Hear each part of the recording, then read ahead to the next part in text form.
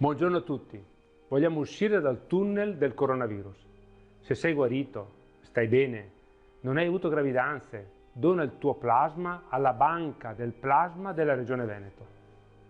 Ciao a tutti, sono Red Canziano. Ciao a tutti, sono Paola Pezzo. Ciao a tutti, sono Piero Fanna. Sono Gian Antonio Stella del Corriere della Sera. Salve a tutti, io sono Gioberto. A te? Sono Marina Salamon, imprenditrice.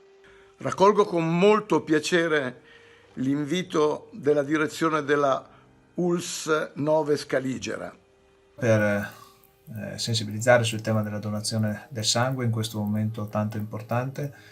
Nel sangue è contenuta la vita. Anche Gesù ha dato la sua vita dando il suo sangue.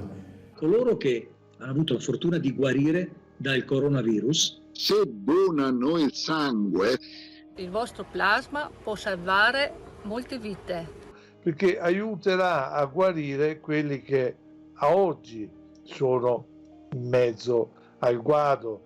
In questo momento difficile e particolare che stiamo vivendo, facciamo squadra. Dobbiamo tutti cercare di fare il possibile e la donazione del sangue oggi più che mai è ancora più urgente e utile.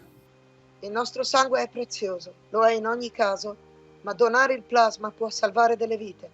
Usciamo dal tunnel del Covid-19 per vedere la luce della vita, tutti insieme. Questo è il nostro momento. Il sangue contiene tutto, contiene la vita, può essere la vita di tante persone. Donate il sangue. Donate il vostro sangue sempre. Donate il vostro sangue, che è sempre un bene molto prezioso. Tutti insieme ce la possiamo fare. Grazie a tutti.